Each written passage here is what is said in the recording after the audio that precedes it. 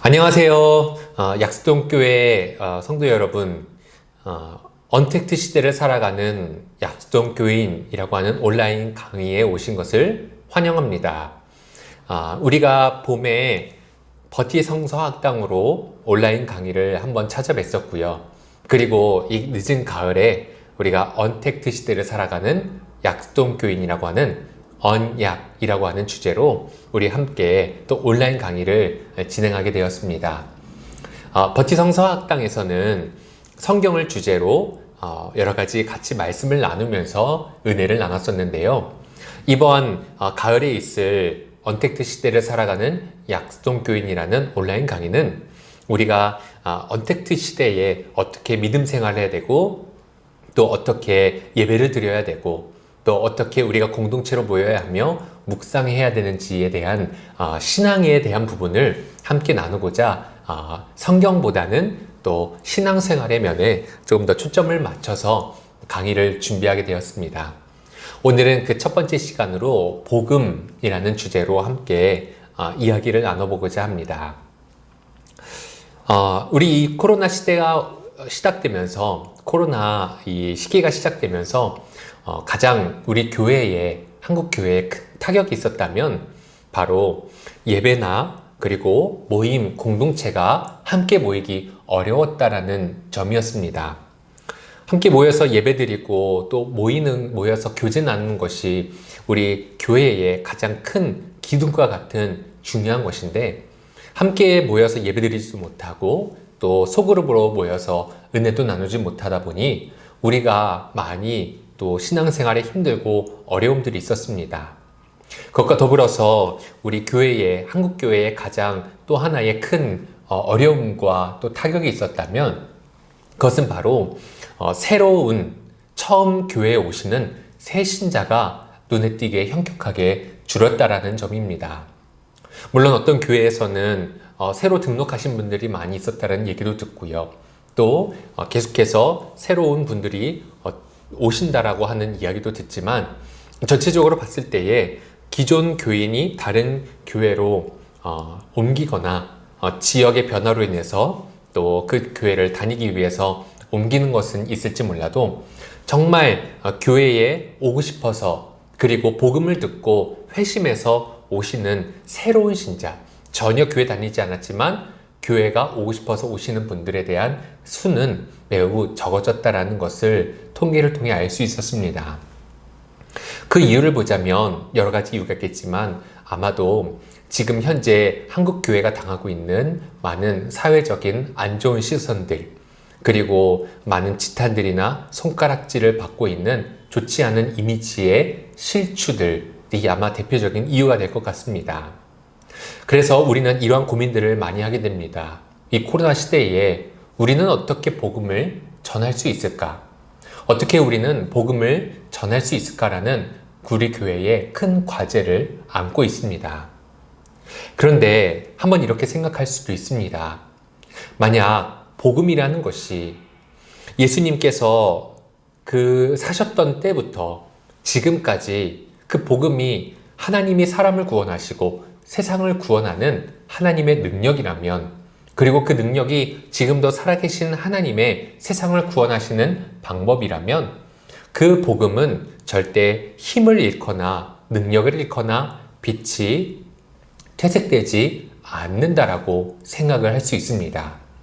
그렇다면 지금 코로나 시대에 복음을 전하기 힘들고 또 오히려 복음에 대한 오해가 있고 또 복음을 사람들이 받아들이려 하지 않으며 또 우리가 복음의 능력을 마음껏 발휘할 수 없는 것을 우리가 바라볼 때에 그 문제점을 이렇게 볼 수 있습니다. 우리는 과연 복음을 잘 그리고 제대로 이해하고 있는가? 그리고 우리는 그 복음을 제대로 잘 살아내고 있는가? 라는 것을 통해 우리는 생각해 볼 수 있습니다. 우리 성도 여러분께 한 가지 질문을 드리도록 하겠습니다. 우리 성도 여러분께서 생각하실 때에 복음 하면 어떠한 생각이 드시나요? 그리고 어떻게 정의 내리실 수 있으신가요? 한번 지금 머릿속으로 한번 생각해 보셨으면 좋겠습니다. 복음 하면 나는 어떻게 정의 내릴 수 있을까? 아마 대부분 분들은 이렇게 생각할지 모르겠습니다.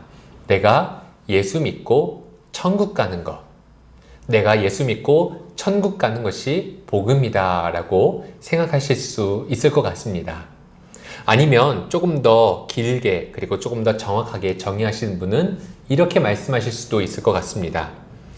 죄인으로 죽을 수밖에 없는 내가 예수 그리스도의 십자가의 보혈 때문에 내가 죄 용서받아서 하나님의 자녀가 되고 이제는 내가 죽은 후에 천국에 갈 수 있는 것이 복음이다 라고 생각하실 수도 있을 것 같습니다. 그래서 이것을 8글자로 줄여서 이렇게 캐치프레이즈로 많이 사람들이 외치고 다녔었죠. 예수 천국, 불신 지옥. 예수님 믿으면 천국 가고 믿지 않으면 지옥 간다라는 것으로 우리는 외쳤습니다. 지금도 명동이나 아니면 지하철, 사람들이 많은 곳에 가면 용감하게 또 헌신적으로 그렇게 예수 천국, 불신 지옥을 외치시는 분들이 있습니다. 그런 분들을 볼 때 참 그들의 용기 그리고 헌신을 존경하며 또 참 대단하다고 생각이 듭니다. 그런데 어느덧 이 예수 천국, 불신 지옥이라는 이 복음이 이 사람들에게 큰 감동을 주지 못하고 그리고 사람들과의 공감대를 유지하지 못하게 되었습니다. 복음은 분명히 세상을 구원하고 영혼을 살리는 하나님의 복된 소식인데 그것이 이제는 사람들에게 무언가 다른 좋지 않은 이미지로 들려온다는 것입니다. 우리 한국교회는 1970년대, 80년대를 지나면서 큰 발전을 했습니다. 6.25 때문에 피폐해진 이 나라에서 이제는 산업화가 되면서 그리고 경제가 발전하면서 그것 가운데에 한국교회도 큰 발전을 이뤘습니다.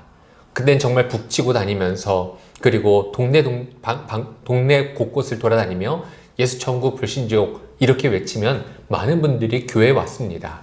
그리고 교회에 와서 너무나 고달프고 힘들고 어려운 삶들을 그 말씀을 통해 위로받으며 지금은 고단하고 어렵지만 내가 저 천국을 갈 때, 저 높은 곳 내가 바라보는 것 천국에 갈 때는 모든 위로를 받고 평강의 나라 그리고 고통과 슬픔이 없는 곳에서 내가 살 것이다 라는 위로함과 그 소망 가운데에 그 믿음을 복음의 능력으로 받아들이고 교회에 오셔서 많은 분들이 또 예수님을 믿었고 또 한국교회에 크게 발전이 있었습니다.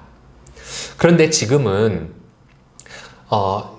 내가 예수 믿고 죽어서 천국 간다라고 하는 이 복음이 사람들에게 크게 감동을 주지 못하고요. 그리고 뭔가 우리에게 그 복음의 능력을 마음껏 발휘하기 힘든 시대를 살아가고 있고 또 그러한 때가 되었습니다.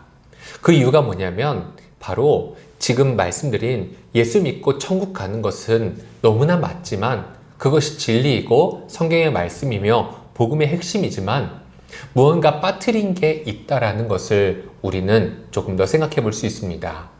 무엇을 빠뜨렸을까? 무엇이 더 필요할까? 그것은 바로 이 복음의 핵심이 되는 하나님 나라라고 하는 점입니다. 하나님 나라.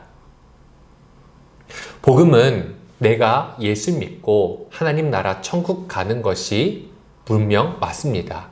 하지만 우리가 기존에 생각할 때에 내가 믿고 내가 영혼이 죽어서 천국에 간다라고 이 육신은 이 땅에 묻혀지고 내 영혼이 죽어서 천국에 간다라고 생각했기 때문에 그것이 계속해서 발전되다 보니까 점점 이 복음이 나 개인, 나 한 사람 개인의 개인주의화 되어 갔습니다.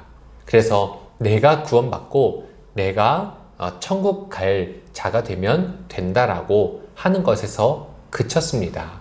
복음이 거기까지만 생각이 되었습니다. 하지만 예수님이 선포하신 복음은 거기서 그치지 않았습니다. 우리가 함께 말씀을 볼 때에 마가복음 1장 15절을 함께 보도록 하겠습니다.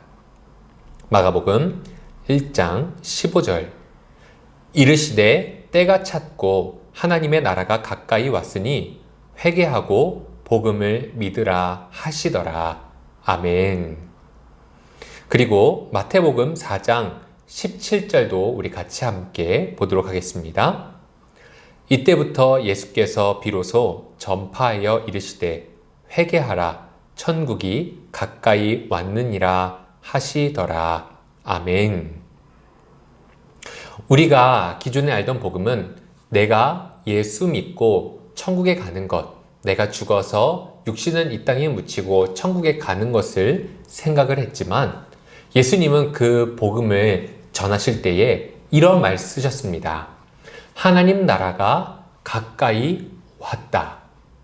하나님 나라가 가까이 왔다, 오고 있다 라고 말씀하셨습니다. 즉, 천국은 우리가 가는 곳, 이 세상 떠나 저 멀리 있는 곳으로 가는 곳이 아니라 천국은 이 땅 가운데에 오고 있다라고 하는 것이 예수님의 선포셨던 것입니다.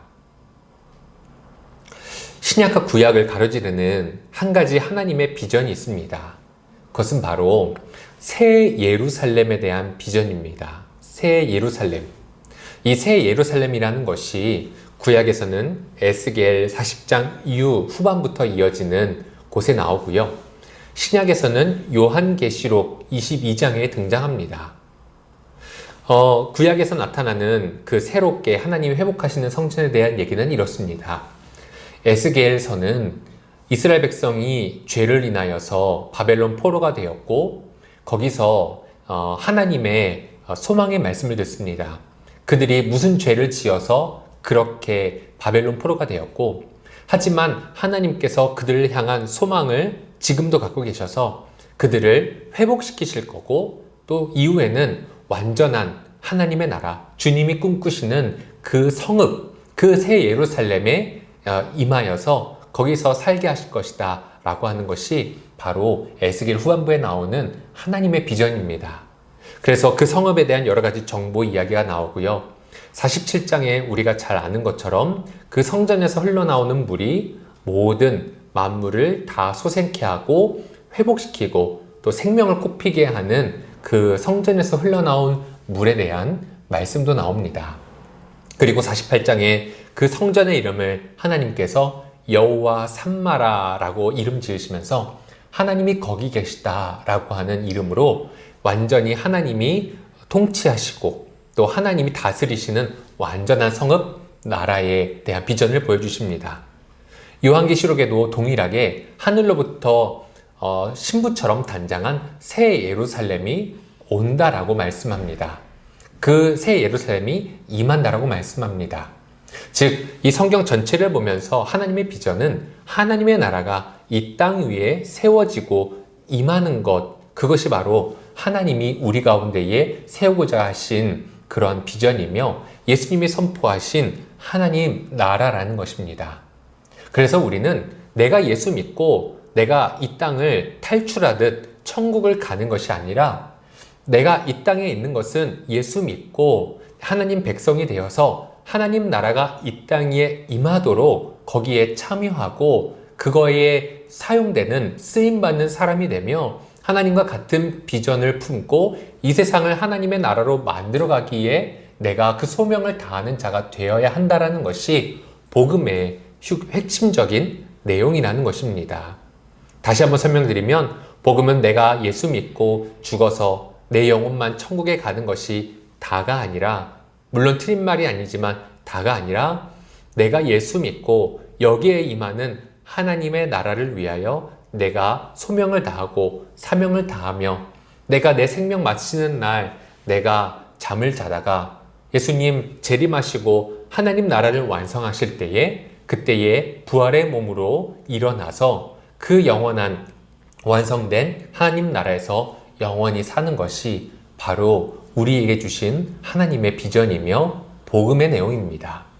그래서 빠질 수 없는 것은 바로 하나님 나라, 여기에 임할, 이 땅에 임할 하나님 나라가 이미 시작되었다. 여기에 임하고 있다. 라는 것이 복음의 핵심적인 내용입니다. 그렇다면 복음에 대해서 이런 질문이 듭니다. 아니, 하나님 나라가 여기에 임한다면 그러면 그것이 언제 임합니까?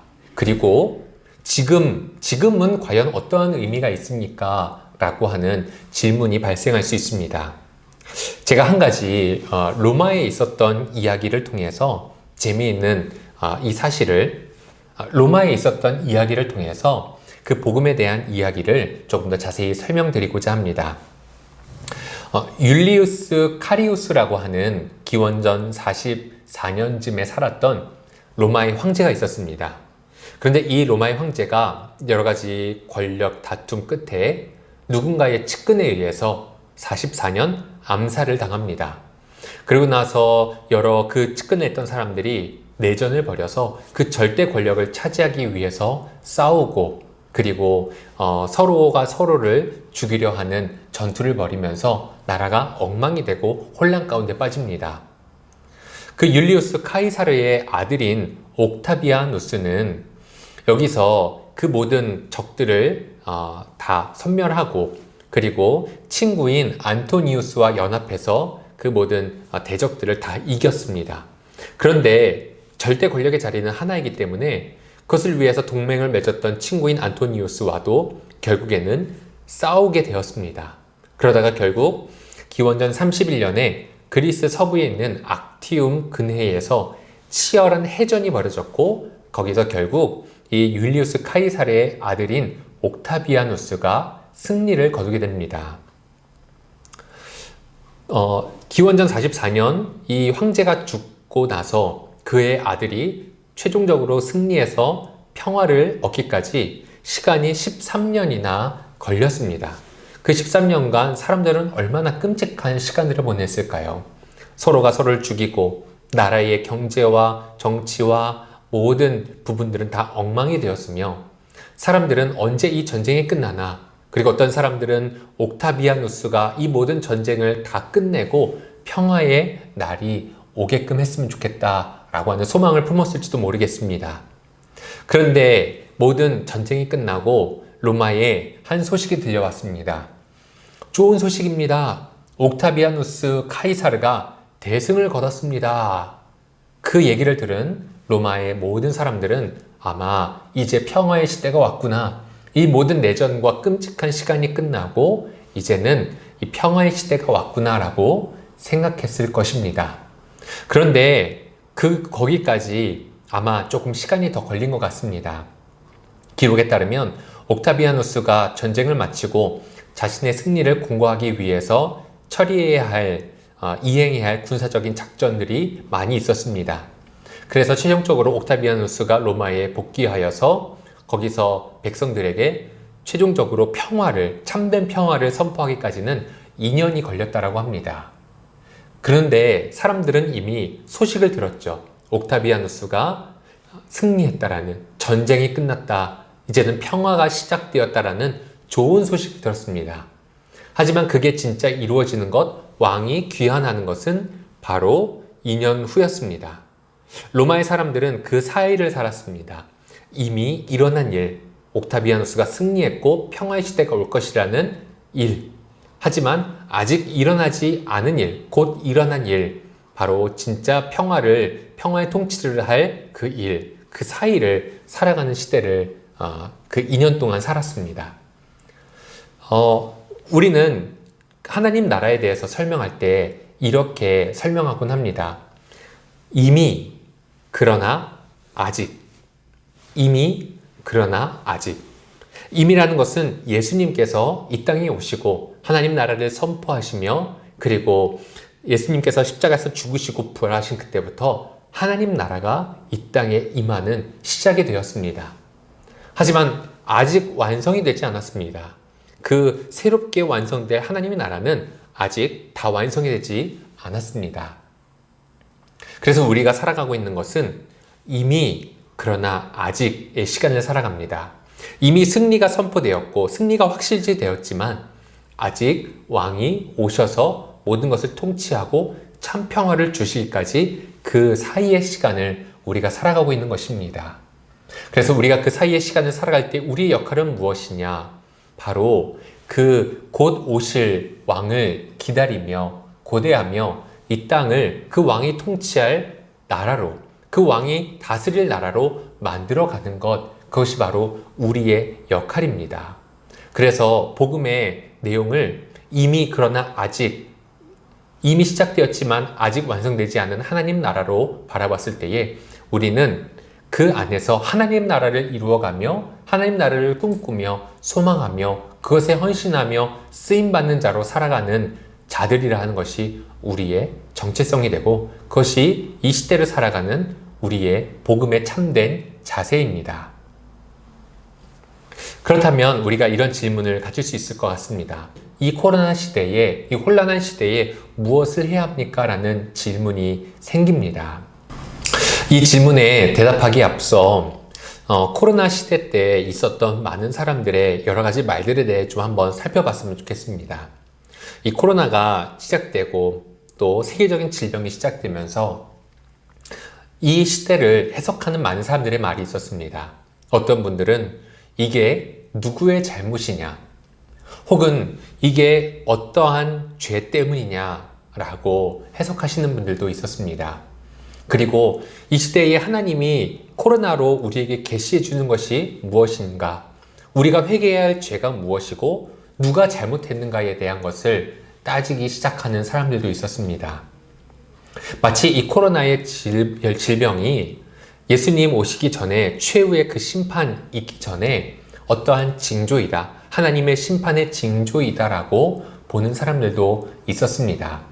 그래서 하나님의 계시다, 뭔가 우리에게 주시려 하는 메시지다 라고 생각하는 분들도 있었습니다.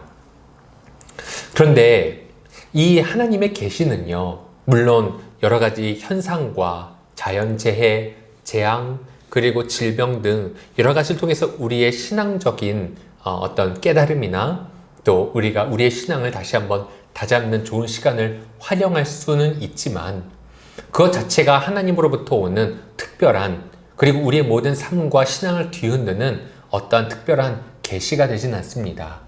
왜냐하면 바로 우리에게 유일하고 우리에게 가장 특별하고 절대적인 계시는 바로 예수 그리스도 한 분뿐이기 때문입니다.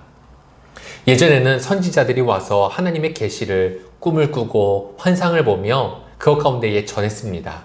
예언하고 그리고 선지자들이 선포했습니다. 하나님의 계시를 말했습니다. 하지만 예수님 이후로는 그 어떠한 특별한 계시, 완성된 계시, 하나님의 완전한 계시는 있지 않습니다. 예수님이 사셨고 예수님이 죽으셨고 부활하신 그 예수님의 삶만이 오직 하나님의 절대적이며 유일한 계시로 우리에게 남아있는 것입니다. 예수님께서 하신 말씀 중에 이런 말이 있습니다. 어떤 포도원 주인이 일꾼들에게 그 포도원을 맡겨두고 잠시 먼 타국으로 간 이야기가 있습니다. 포도원이 잘 가꾸어지고 있는지 종들을 보내서 한번 보고자 했습니다. 그런데 일꾼들은 이 포도원을 주인의 말을 듣고 싶지 않아서 이 주인이 보낸 종을 마구 때렸습니다. 또 종을 보냈더니 또 마구 때렸습니다. 그래서 이번에 주인이 그럼 내 아들을 보내면 그들이 내 말을 잘 알아듣고 그를 존귀하게 여길 거야 라고 하면서 그 아들을 주인이 보냈습니다. 그런데 이 포도원의 일꾼들은 오히려 그 아들을, 주인의 아들을 때리고 죽이기까지 했습니다. 그래서 예수님은 그 일에 대해서 말씀하시면서 그 전에는 하나님의 종들, 선지자들을 통해서 하나님 말씀하셨지만 이제는 예수님이 직접 오셨고 예수님을 사람들이 더 이상 듣고 싶지 않아 해서 죽였다. 하나님이 그 이후에는 어떠한 누구를 보내서 말씀하시고 특별한 계시로서 말씀하시는 것이 없다라는 것을 말씀을 통해 우리에게 전달해 주셨습니다. 즉 오직 아들만이 유일하고 참된 하나님의 메시지이며 우리의 계시인 것입니다. 그래서 그 예수님이 우리 가운데 오셔서 하나님 나라에 대해서 선포하시면서 가장 먼저 말씀하신 것이 산상수훈에 대한 말씀입니다. 산상수훈을 보시면 팔복에 대해서 얘기하시죠. 복이 있는 가난한 자는, 심령이 가난한 자는 복이 있나니, 또 의에 줄이고 목마른 자는, 그리고 여러 가지 또 여덟 가지 복을 말씀하시면서 그 팔복에 대해 말씀하시고 그 이에는 너희가 이것을 이렇게 알았지만 나는 너희에게 이렇게 말한다 라고 하시는 형식을 통해서 기존에 있었던 하나님의 계명과 그리고 율법에 대해서 사람들이 오해했던 것을 좀 더 하나님의 정확한 뜻으로 전달하셨습니다. 율법을 완성하신 것이죠.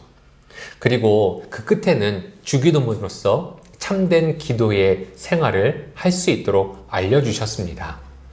이 산상수훈에 나타나는 모든 팔복, 그리고 또 나는 너희에게 이렇게 말한다 라고 하는 가르침들, 그리고 주기도문은 뭐냐면요, 바로 하나님 나라가 예수님으로부터 시작되니 이제는 우리가 살아가야 하는 삶의 방식을 완전히 하나님 나라의 방법으로 바꿔야 한다라는 가르치심이셨습니다. 우리가 하나님의 나라에 들어가기 위해서 회개를 해야 합니다. 이 회개가 뭐냐면요, 그냥 단지 하나님 나 이건 잘못 지었어요, 나 이런 잘못했어요, 용서해 주세요 라는 것의 소극적인 뜻이 아니라 완전히 우리의 삶의 방식을 돌이키는 겁니다. 내가 살아왔던 삶의 방식들, 행했던 삶의 방식을 완전히 뒤바꾸는 겁니다. 그래서 내가 살아갔던 삶의 모습들을 뒤바꿔서 예수님이 말씀하신 방법대로 살아가고, 그것이 곧 천국에 들어갈 백성으로, 하나님 나라에 들어갈 백성으로 합당하게 살아가는 것이다 라고 말씀하셨습니다. 그래서 우리가 이제 이 말, 아직 오지 않은, 하지만 이미 시작된 그 하나님 나라를 기다리는 백성으로 우리가 살아가는 자세는 바로 예수님의 말씀과 삶대로 우리가 살아갈 때에 그 나라를 이루고, 그 하나님의 나라를 기다리고, 그 하나님의 나라에 참여하는 자로서 우리가 살아갈 수 있으며, 그렇게 하나님의 백성으로서 죽은 후에도 예수님 다시 오시는 그날 부활의 몸을 입고 영원한 그 성읍에 들어갈 수 있는 것입니다. 그걸 위해서 우리가 살아 있는 동안에 해야 할 일은 뭐냐면 바로 예수님이 가르쳐 주신 완전한 회개한 삶, 완전히 우리의 삶의 방식을 뒤집어서 예수님의 말씀을 따르는 삶, 그것을 살아야 한다는 것이 예수님이 우리에게 보여주신 계시이며 가르침이며 천국에 합당한 자로서 살아가는 방법입니다. 그 중에 가장 하이라이트라고 볼 수 있는 것이 있다면 바로 주기도문입니다. 주기도문의 내용은 이런 내용이 담겨 있습니다. 하나님의 뜻이 하늘에서와 같이 땅에서도 이루어지게 하소서. 하나님 나라가 임하소서. 하나님의 이름이 거룩하게 여김을 받옵소서. 하나님 나라가 임하소서. 우리의 필요한 것을 채워주옵소서. 우리의 죄를 용서해 주시옵소서 라는 내용이 담겨 있습니다. 만일 어떤 분들이 이 코로나 또한 여러 가지 재난과 질병이 우리가 특별히 회개해야 되고 우리가 특별히 무언가 잘못한 것을 회개해야 하는 기회로 삼아야 한다면, 물론 그것을 통해 우리의 신앙을 더 경건하게 해야 되는 말은 맞지만, 그 징조와 여러 가지 그 재난 때문에 우리가 회개해야 되는 것이 아니라 우리는 예수님의 가르쳐 주신 기도 안에서 매일매일 회개하며 매일매일 하나님 나라가 임하도록 기도해야 하는 것입니다.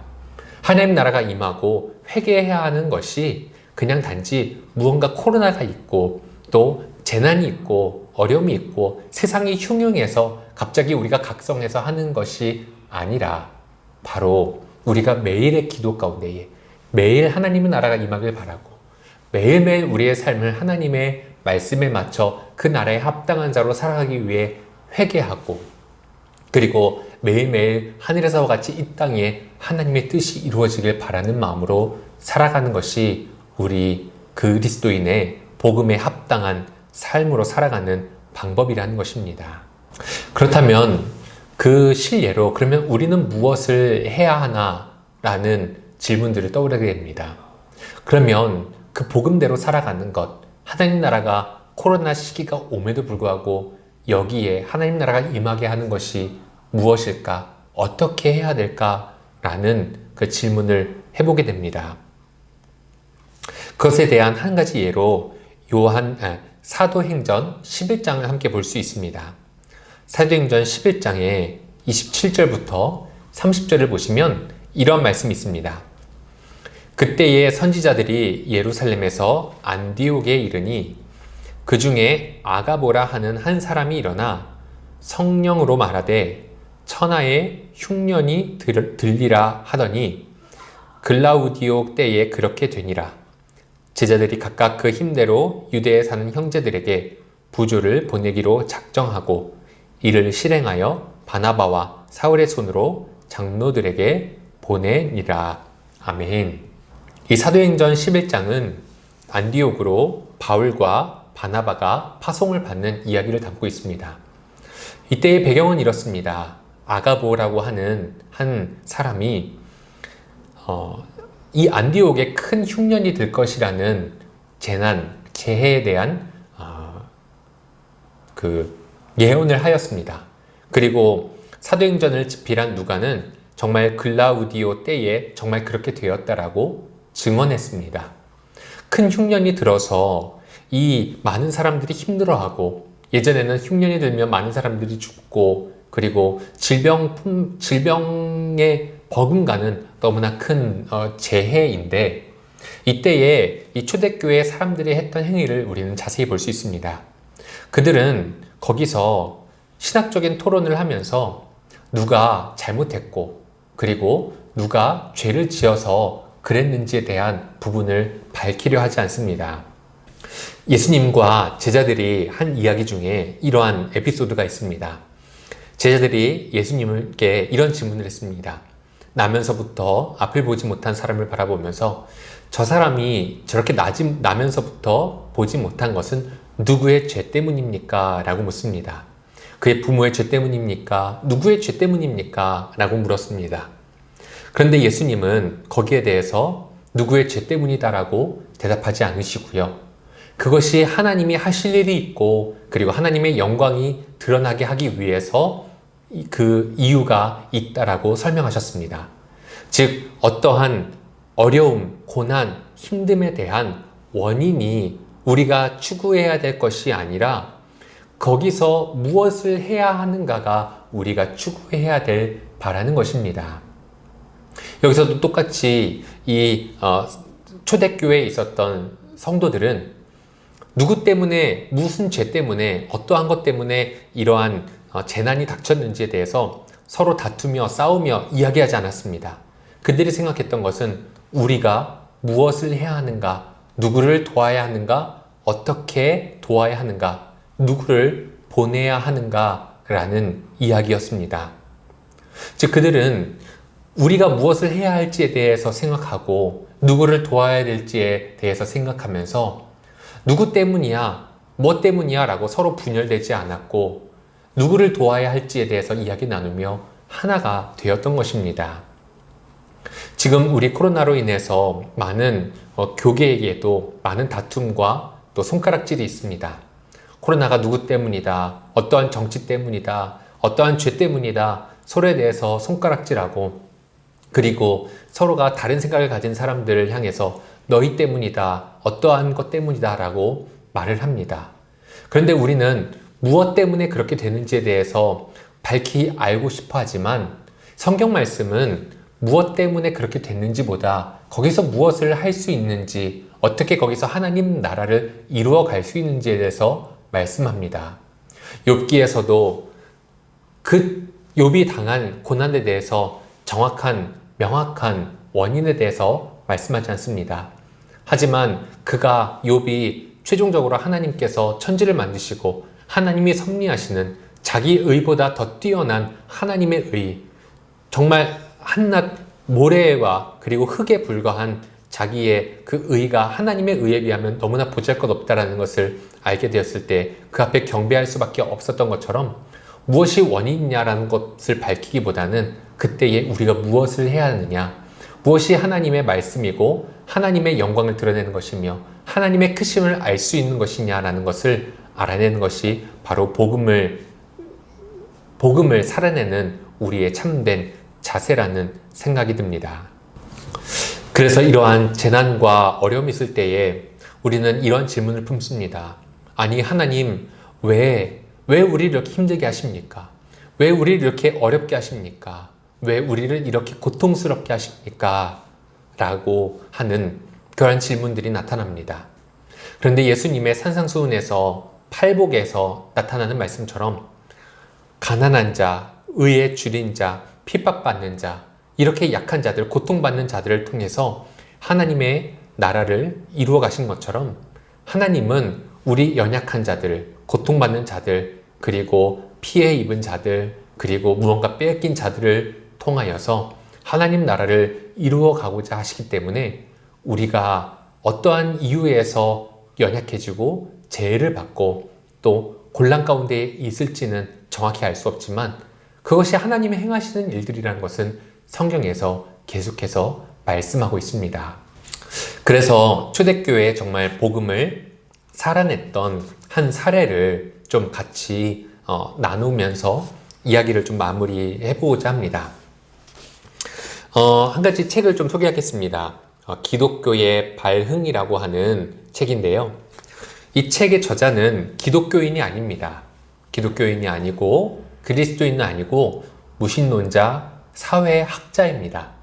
그런데 이 사람이 이 책을 집필하면서 어떻게 처음에 예수 그리스도, 바로 나사렛이라는 시골 동네에서 사셨던 분에 대한 따르고 믿고 추종하고 그리고 신앙을 하는 그 공동체가 어떻게 세계를 다스렸던 로마 제국의 국교로 되었는지, 그러한 따름과 그러한 믿음과 신앙이 어떻게 로마를 이길 수 있었는지에 대해서 사회학자의 시선으로 말하고 있습니다. 그래서 아무래도 은혜스럽고 또 어떠한 하나님의 행하신 일들에 대해서 자세히 나타나기보다는 좀 사회학적으로 수치화하고 또 원인에 대해서 여러 가지 분석을 하는데, 이 사회학자가 그럼에도 불구하고 부인할 수 없었던 한 가지 이유를 듭니다. 그것은 바로 질병이 창궐했을 때에 그 초대교회 당시에 로마 시대에 질병이 창궐했을 때에 그리스도인의 행동이 정말 남달랐다라는 것을 보면서 이렇게 말합니다. 터툴리안이라는 사람이 그 초대 교부이거든요. 터툴리안 사람이 이렇게 말한 이야기를 전했습니다. 약자를 돌보고 사랑과 친절을 베푸는 우리의 모습은 많은 우리 반대자들의 눈에 비친 우리의 브랜드다. 한 번만 보라고 그들은 말한다. 그들이 얼마나 서로 사랑하는지 보라. 이 말의 뜻은요, 초대교회에 로마로부터 핍박받고 그리고 많은 사람들이 순교를 했던 이 초대교회에 어려움을 당한 기독교인들이었지만, 로마에 역병이 돌고 질병이 돌자, 정말 재앙과 같은 질병이 들자 기독교인들은 오히려 죽음을 두려워하지 않고 거기서 사람들을 간호하고 돕고 그리고 죽은 사람들의 장례를 치러주며 남들과 다른 죽음을 두려워하지 않고 오히려 사랑을 실천하는 일을 행했던 것을 나타내 보여줍니다. 그래서 그러한 행위들이 정말 말씀에 따라서 너희가 쥐를 때에 너희가 먹을 것을 주었고 목마를 때에 마시게 하였고 나그네 되었을 때에 영접하고 헐벗었을 때에 옷을 입혔고 병들었을 때에 돌아보았고 옥에 갇혔을 때에 나와 보았던 그러한 착한 행실과 선한 마음들, 그리고 질병에 두려워하지 않고 영생의 소망이 있기 때문에 죽음을 두려워하지 않으며 거기에 하나님 나라가 임하게 하기 위하여 예수님이 가르쳐 주신 사랑의 계명을 쫓아 살아갔던 이 초대교인들, 그 성도들 때문에 그 모습을 통하여 초대교회는 부흥하였고, 그리고 감히 로마가 어떻게 하지 못하는 큰 정말 신앙의 공동체 세력으로 커졌으며 나중에는 로마의 국교가 기독교로 바뀌는 그러한 역사가 일어나기까지 했습니다. 그래서 이런 모습을 볼 때 우리가 지금 이 재난의 상황 가운데 해야 할 일은 과연 원인이 뭘까? 그리고 누구 때문일까? 어떠한 죄 때문일까? 물론 그것은 우리 스스로 돌이켜보면서 우리의 죄를 회개하고 나의 경건을 돌아보며 나의 거룩함을 돌아보는 시기가 되어야 하기도 하겠지만, 더불어서 하나님 나라가 어떻게 여기에 임할까? 그 복음에 담긴 그 메시지, 복음의 능력이 어떻게 여기서도 힘을 잃지 않을까라는 것을 우리는 계속해서 지속해야 합니다. 우리는 기존까지는 내가 죽어서 가는 곳이 천국이라는 것이 복음의 전부였기 때문에 이 세상 살아가면서 우리가 어떻게 그리스도의 영향을 나타낼지에 대한 것을 우리는 잊고 살았고, 또 그것이 너무나 약화되었습니다. 하나님 나라가 여기 임하는 것이 우리의 책임이며 의무이며 소명임을 몰랐기 때문에 어떠한 우리의 그리스도인이 이 땅 가운데 살아가면서 사람들과 공감하고 사람들을 감동시키는 것이 없었고, 우리만의 잔치, 우리만의 축제, 우리만의 믿음, 우리만의 신앙으로서 살아갔습니다. 하지만 이제 우리가 참된 이 코로나 시대에 복음으로 살아가는 방법은 이제는 우리가 무엇을 해야 하는지에 대해 바라보는 것이 바로 복음을 바로 볼 수 있는 방법인 것입니다. 이때에 무엇 때문에 이것이 일어났느냐 보다는 하나님 나라가 여기 임하옵소서라고 하는 예수님의 그 기도처럼 매일매일 너희가 이렇게 기도하라고 가르쳐 주신 기도에서 하늘의 뜻이 땅에서도 이루어지게, 그리고 우리의 죄를 용서하여 주옵소서, 우리의 필요를 채워 주옵소서, 이러한 기도가 늘 우리에게 있게 하신 가르침처럼, 그리고 초대교회인들이 그 모든 재난의 현장 가운데서도 남다른 모습, 예수님의 행실과 사랑과 희생과 헌신의 모습을 보이면서 거기서 하나님 나라가 임할 것을 소망하며 정말 하나님 나라가 임하게 하였던 것처럼 우리도 무엇을 행해야 될지를 돌보는 것이 바로 우리가 살아가야 하는, 그리고 우리가 복음을 참되게 살아가야 하는 그러한 모습이 되지 않을까라는 생각을 하게 됩니다. 네, 여기까지 첫 번째 언택트 시대를 살아가는 약스동 교회인 첫 번째 시간 언택트 시대와 복음, 우리 이 강의를 마쳤습니다. 또 여러 가지 질문이 있으시거나 아니면 물어보실 게 있으시면은 말씀을 또 제 개인적으로 물어봐 주시고요. 또 여기서 다 담지 못한 여러 가지 내용들은 또 한번 물어봐 주시면 개인적으로 또 대답을 해드리도록 하겠습니다. 네, 오늘 여기서 마치도록 하겠습니다. 네, 시청해 주셔서 감사합니다. 안녕히 계세요.